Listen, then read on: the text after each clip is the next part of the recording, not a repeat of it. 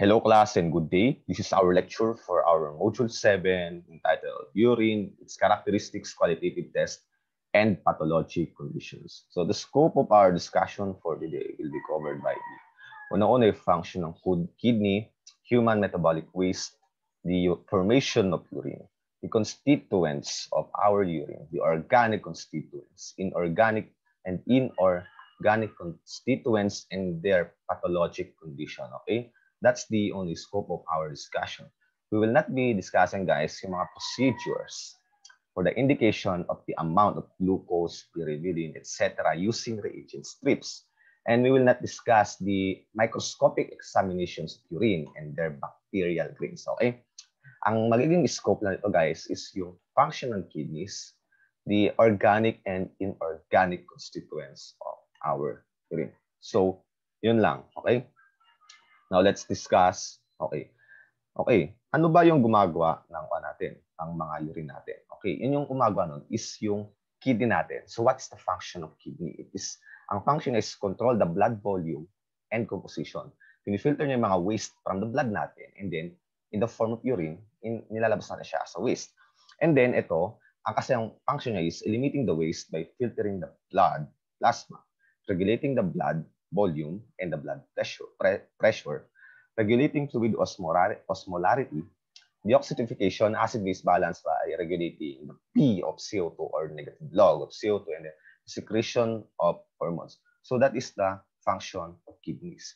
And then sa mga metabolic waste natin, guys, ano bang metabolic waste ng katawan natin or the waste from results from our metabolism or the byproduct?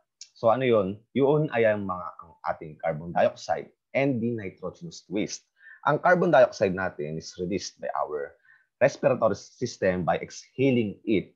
And then yung other nitrogenous waste natin is napupunta or nire-release ng ating urinary system. Nire-release din siya ng CO2. So, ganoon. Kapag kasi yan, guys, ay hindi na-excrete, magkaaroon tayo ng mga certain diseases that can cause, syempre, deaths. Okay? So, ang magiging focus natin dito, guys, is yung nitrogenous waste na napupunta sa urine natin. Ayan. So ano ba ang mga nitrogenous waste natin? Saan ba nanggagaling ang nitrogenous waste? Nanggagaling ang nitrogenous waste, guys, from the result of our protein metabolism and nucleic acid metabolism. Diba? Among 4 biomolecules, 2 yung nitrogenous waste natin. Sir, bakit hindi po nagiging waste yung ating carbohydrates? Okay. Yung carbohydrates and lipids, yung carbohydrates kasi natin, guys, is na-utilize ng katawan natin kapag hindi natin siya nagamit. Is na-form siya sa katawan natin as glycogen, as an energy reserve. Yung lipids naman, guys, is na-form as a adipose tissue sa katawan natin kapag hindi natin siya na-consume. Pero ano yung form or storage form ng ating proteins and nucleic acids? Wala naman tayong storage form of proteins and nucleic acids, di ba? So anong ginagawa natin? Yung mga hindi na-utilize or na-consume ng katawan natin sa protein metabolism and nucleic acid metabolism ay nadi-discard as waste. And as a form, not the protein itself or nucleic acid, but as a form of urea and uric acid and other creatine, and creatinine. Okay? And urine natin, urea is comprised of 50% of nitrogenous waste in humans natin. So, ganon. Okay? And yung mga yon ay usually nasi-secrete natin or na-excrete natin, as urine. Okay? Ano ba ang urine natin? Ito yung ihi, syempre. Alam naman natin yan. Pero alam nyo ba, sure ko lang, guys, nung bata, alam ko dating urine natin is tubig lang. Oo, results lang siya ng mga excess water natin. Pero as I pursue yung gas chemistry, di ba? Na-realize ko na hindi pala. It is a liquid containing multiple waste products from our metabolism, especially urea and other nitrogenous waste, and some sort of inorganic and organic constituents na natin. And then, syempre, siyaan ay kapag na-filter na ng kidney natin yan, ito, may function naman siya, okay? Okay, so paano ba na-form ang urine natin? Paano ba na-form yan? Okay, ito, urine formation, okay, paano ba nagkuhan yan? Unang-una, magkaaroon tayo ng glomerular filtration. Ano nangyayari sa ating nephrons sa kidney natin, okay? Creates a plasma-like filtrate of the blood. So if i-filter niya, magkakaroon ka ng filtrate na nanggaling sa may blood. And then another is tubular reabsorption. So ang gagawin niya dito is tatanggalin niya yung mga useful solutes or yung mga cation ions natin or ions na pwedeng gamitin sa katawan natin at ibabalik siya sa ating dugo. And then another is tubular secretion. Okay? Nire-remove niya, ang function niya is, ang kanya is removes additional waste from the blood and adds them to the filtrate. And then water conservation removes water from the urine and returns it to the blood para magamit ang katawan natin. And then yung mga yan ay dadaan sa ureter, papuntang urinary bladder. And then kapag i-excrete na natin yung urine natin, isalabas siya sa ating tube na, sa ating urethra. So, gano'n natin i-excrete yung urine natin. Pero, doon na tayo. Once na-excrete natin yung urine natin, ano-ano ba ang mga compositions niya? There are organic constituents and inorganic constituents of our urine. And meron din tayong mga pathologic constituents na nakuhaan natin kapag tayo may mga diseases. Kapag may glucose, ibig sabihin ikaw ay diabetic. Kapag proteins, ikaw may proteinuria, and etc. na discuss mamaya. So sa may proteins natin, guys, the optimum volume of our urines is this, to be summarized. Pero kanya-kanya din kasi ng values. Okay? And these are the organic constituents of urine natin. Uric acid, hippurate, creatine, creatinine, and urea.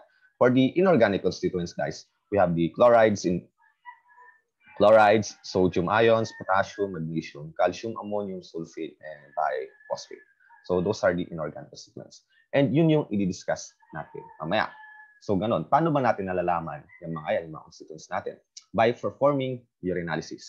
It is a routine urine examinations to determine the pH, volume, specific gravity of our urine. And yung mga yon ay divided into 4 main groups. Ito yun. We have physicochemical properties, chemical examination, microscopic examination, and bacterial screening. But the only scope of our discussion for today is the physicochemical properties, the pH, okay, and then some sort of organic and inorganic constituents and the pathologic conditions kapag yun ay mga presence. Okay, so urine, kaya anak ng urine is madedetermine natin, okay, ayun o, most useful tool for the clinicians as an indicator for health for diseases. Okay, used in renal metabolic disorders and often done for patients admitted to the hospital para madalaman kung meron bang diseases is from the amounts present using urinalysis. Okay? And then kapag, kunwari, inolekta na urine mo, suppose that you have a suspected disease, ganito ang gagawin. Pag-kolekta, or kayo, kung gusto nyo try, is ganito. Kung mayaman kayo, mag-conduct sa labo ng urinalysis. Pero yung urine natin, guys, okay, must be fresh kapag kinolekta ninyo. Okay? At kapag yung urine natin, kapag kaanda ng urinalysis, dapat ang most recommended is fresh and ikaanak na agad within 30 minutes. And in case of delay, dapat i-refrigerate siya. Pero, ayan, ganito. Kapag kasi guys, na-delay ang pag-urinalysis nyo, more than 30 minutes, ganito yung mangyayari. Magkaaroon tayo ng metabolic processes na ginawa ng bacteria na present doon sa ating urine. So, magkaaroon decrease in pH. So, ibig sabihin, pag na-decrease yung pH natin and increase pH na yan, ayan yung mga bacteria natin. Ayan, no, tingnan nyo. Utilization of glucose by bacteria. So, hindi na madidetect yung glucose kung may glucose pa sa urine. And then the other, the ammonia. Okay? And then phosphates to precipitate will increase. So, magkakaroon tayo ng precipitation of phosphates. So, magkakaroon na ng errors sa urinalysis natin. So, hindi natin madedetermine yung accurate results due to the metabolism natin. Ginamit ng mga bacteria natin doon sa may urine natin. So, inaccurate siya. Hindi na siya makaka. So, ito naman, okay, urine collection, okay. So, di-discuss na natin yung mga characteristics of urine natin or yung ihi natin, okay. Ang scope lang nito, guys, is volume, specific gravity, reaction, pH, color, appearance, odor or taste, and the constituents of urines natin. Inorganic constituents, organic, and pathologic constituents natin. So, mag-start na tayo, pero mabilisan lang itong discussion nito. Kasi babasa-basahin ko lang naman. Wala tayong ikakandak na mathematical formulas and solving, kaya puro basa-basa. Pero gagawin ko ito mabilisan kasi baka maboring kayo sa discussion. So, volume. Okay, what's the normal volume of our urine? Nabasa ko sa may European Food Safety Administration ba yun? Nakalimutan ko na. napaprocess yung urine natin in 24 hours by 800 to 2 liters, 800 ml to 2 liters. Pero may variable dito. There are many factors affecting this. And what are those? The amount of water intake, the external temperature, okay, higher external temperature, lower volume of urine produced. Kasi nga pinagpapawisan ka. So yung fluids mo is nare-release by the sweat. Okay? And then individual and mental state. And then syempre sa may diet natin. Sir, bakit po diet? Okay, kapag high protein diet ka, usually yung mga proteins kasi is diuretic, mas mataas yung protein, yung urine na ma-release mo, mas maraming volume na urine. So ano ba yun? Ito, yung mga diuretics natin. Diuretics are substances that stimulate the kidney, causing an increase. Causing an increase, dapat EA yun eh, the volume of an urine excreted. So what are the diuretics natin? The water, alcohols, salty foods, spicy foods, xanthines, and high protein diet. Methyl, xanthines, and alcohol suppress the release of high protein diet. So kaya pala gano'n. And kapag ikaw may diuresis, okay, is the condition where there's an increased amount of urine excretion kapag sumusobra. So, may diuresis ka kapag mas maraming urine na-excrete mo compared to normal. And then, ang mga pathologic conditions dyan, guys, na na-associated with the urine volume is the polyuria, anuria, oliguria, and nocturia. Kapag polyuria, the volume of urine is above normal. Kapag anuria, there's no urine secreted at all. What? Then oliguria, less than normal. And nocturia kapag umiihi ka ng gabi. So polyuria, anuria, oliguria, and nocturia. And the next naman is the number 2 is specific gravity. Now dito sa specific gravity, ang significance naman nito is to determine the concentration of solute in the urine by determining the specific gravity. So paano ba yan? Measure the mass and measure the volume and you'll get the specific gravity that is expressed in terms of kilograms per liter. The normal values of our specific gravity ng urine natin are dapat ay 1.008 to 1.030. Values greater than that may be an indication of acute glomerulonephritis. So gano'n ba yung glomerulonephritis natin? That is yung hindi parang hindi nakapag-filter yung mga nephrons sa ating kidneys natin. So bakit ba, ano ba significance? Kasi madedetermine nyo yung amount, the theoretical or estimate the amount of total dissolved solids in grams per liter by multiplying it into Long's coefficient. So supposedly, sa calculator, kunwari ito, 1.035 yung specific gravity ng urines ninyo.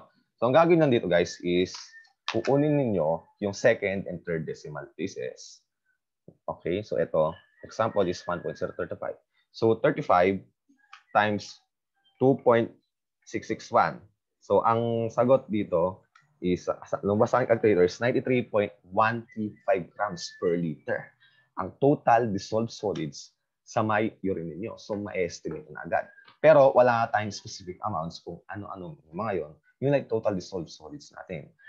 That suspected is yung mga anions or inorganic constituents natin and other organic constituents, and kung meron mang pathologic constituents, kasama na doon. So, sama-sama na silang lahat. Okay. Pero yung mga yon, okay, the specific gravity is inversely proportional to volume. You all know that kasi nga, density is equals to mass per volume. So, meron siyang inverse proportional relationship. Kapag meron yung pancreatic diseases, the volume of urine is above normal. So, ibig sabihin, mas mataas yung specific gravity natin. But the specific gravity influences by several factors. Ano ba yan? The amount of fluid intake, time of the day, and pathologic conditions. So, yun. And then next naman natin, guys, okay, we're done with specific gravity and volume. Punta naman tayo sa may reactions and the pH of our urine. The normal range of the pH of our urine ranges from 4.7 to 8.0 with an average pH of 6.0. Okay. So, paano ba nagiging acidic and alkalines yung urines natin? Ito yung mga yon. These are the list. Protein foods, and then acidity in the high diabetes mellitus. So magiging acidic yung urine natin kapag ganyan. Kapag alkalines naman, okay, after a meal, urine is alkaline. Bakit? Due to the removal of HCl from the blood, di ba, dinidissolve ng HCl natin, yung mga foods natin, it becomes alkaline during gastric injection. Kapag excessive vomiting due to alkalosis, citrus foods produce alkaline urine because of its alkaline ash. And then vegetable food and due to the conversion of urea to ammonia, and carbon dioxide. Kaya nagiging alkaline yung urine natin. And then for the color of appearance of our urine, ang colors ng urine natin ay ay nanggagaling kung bakit siya naging urine. Ito yung mga factors na affect. Certain foods, dicing foods, supplements, and other prescription drugs. Kapag yung urine ninyo is hindi normal ang kulay, meron kang certain diseases, suspected diseases na yan doon. So, ano-ano ba yung mga compounds responsible sa color ng urine ninyo? Those are the urochrome, urearetin, uroporphyrins, hematoporphyrin, and riboflavin. And then, ito yon, the foods and drugs na influences the color of the urine are itong mga to. List na ito. In pathologic conditions, ito naman ang mga influences no color ng urine natin. And dapat ganito siya. Ayan. Like yellow, amber dito, medyo mali na dito, red and brown. So, ito, dapat hanggang dito lang. Dito siguro concentrated lang yung kung natin yung mga yung mga ureas natin. Okay? Ayan, clarity of urine, ayan, clear, slightly cloudy, and turbid natin. Ayan, substance cause cloudiness. So, ganito. Pero unhealthy siya. Okay. For the odor and taste, okay.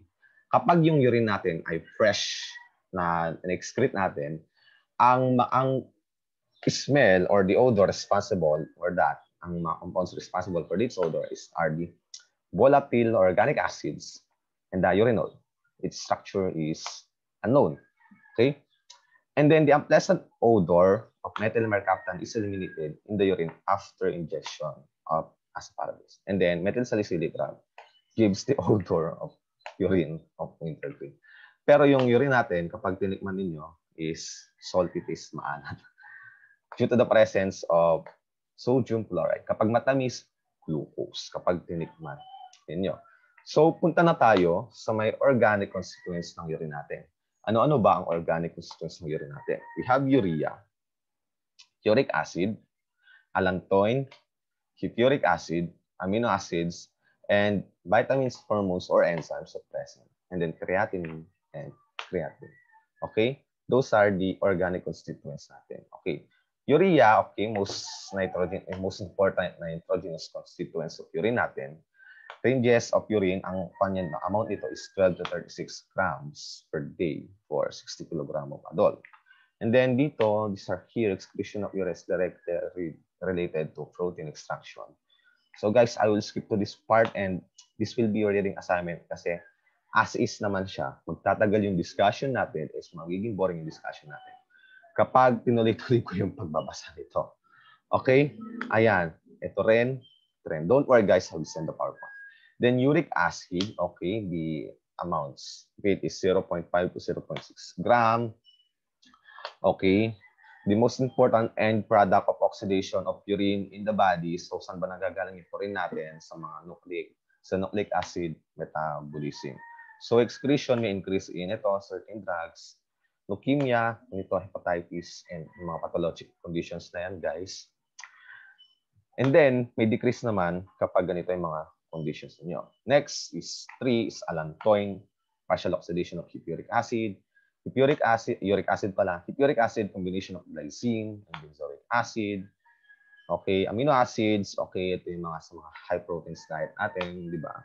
Yung proteins natin, comprised of amino acids, and kapag sila ay kapag kiniklive ninyo, kapag sila ay nag-dissociates, yon, mag-breakdown sila into amino acids. And vitamins detected in small quantities, often in diagnostic significance, and creatinine and creatinine. Okay? So, ayan. So, ito yung mga natin, mga amounts na dapat, mga normal amounts natin. Okay? So, ayan. So, the inorganic constituents of urine naman natin are chlorides, oxalates, phosphates, sulfates, carbonates, ammonia, and minerals natin. So ito, sa may chlorides natin, excreted in the form of sodium chloride. Okay? So, oxalates naman is ito. So oxalates, structure niya is C2O4 to negative. Chlorides is Cl negative. The phosphates naman is PO4 3 negative, combination of any following forms. So hindi lang siya phosphate as is. There are 3 forms of phosphates in our urine. earthy phosphates, alkaline phosphates, and organic phosphates na matatagpuan sa phospholipids, phosphoproteins, nucleoproteins, and nucleotides. Okay, di ko natin, ito naman, may present tayong biphosphate. Ang source nun are sa may diet natin and cellular breakdowns natin. Okay, kapag pinrecipitate nyo siya, kapag nag-perform kayo ng urine analysis, dapat na ika-conduct ninyo sa laboratory experiment kapag face-to-face classes. Ay, ganito. Habay procedure na yan, pero sige, isend ko sa inyo para magkaroon kayo ng idea kung ano ba ang procedure natin for the determination of the constituents of our urine. And then another one is sulfates. There are also 3 forms: inorganic sulfur, ethereal sulfur, and neutral sulfur. Okay? Carbonates naman natin, ayan, present as bicarbonates, HCO3 negative. Okay. And the next is ammonia, okay, and product of protein metabolism natin na kapag karoon ng reactions between our urea, magpo-produce yung urea natin ng ammonia and carbon dioxide. So, meron silang partial reaction. And minerals. So, what are those minerals? Calcium, sodium, magnesium, and potassium natin. Then, for the pathological constituents of urine natin, yun ay ang proteins natin, blood, glucose, acetone bodies, and bilirubin natin, and porphyrins natin. So, sa may proteins natin, kapag merong ang proteins, mga pathological constituents yan, so merong ang disease, suspected disease, kasi hindi dapat sila supposedly present. So, kapag proteins, proteinuria, okay, yun ay mga albumin and globulin. Okay, 2 types. Meron tayong cytologic proteinuria and pathologic proteinuria. Okay? And then, sa may ko naman natin to determine that, sa proteins natin, we have Heller's ring test for the presence of the albumin in the urine. Okay, magsasala ng procedure na lang, kahit na hindi ko siya before. Then, for the blood naman is, kapag meron ang ganyan, meron ang blood sa urine mo, meron ang hematuria. Kasi hemoglobin. Hemoglobin is present. So, ganun na yan. And then next naman natin is glucose, meron ang glycosuria. So, in order to determine the presence of glucose, magpa-perform ka ng Fennings or Benedict test. Kapag positive, di ba, magkaaroon siya ng brick red color. Okay. And then meron tayong acetone bodies diagnosed by the presence of acetone bodies in our urine natin. Para ma-perform nun, you have to perform para ma-determine nyo kung meron acetone bodies, you have to perform a Lange test. Formation of violet ring in the urine indicates the presence of acetone bodies natin. And then bilirubin suggests that concentration of blood is elevated due to the hepatic parenchymatous or DUNC disease natin. Okay. Next naman is porphyrins, excreted in the form of porphyrins, increased concentration range to the following factors. Ito yung mga factors na yun. So that ends our discussion for today.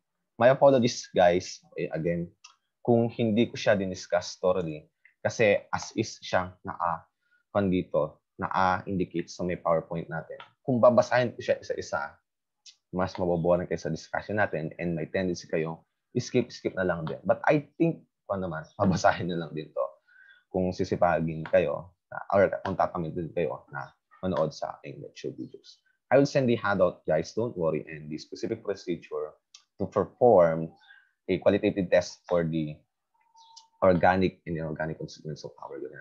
Qualitative test for urine. So thank you, guys, for listening, and I hope you learned something. See you in our next lecture.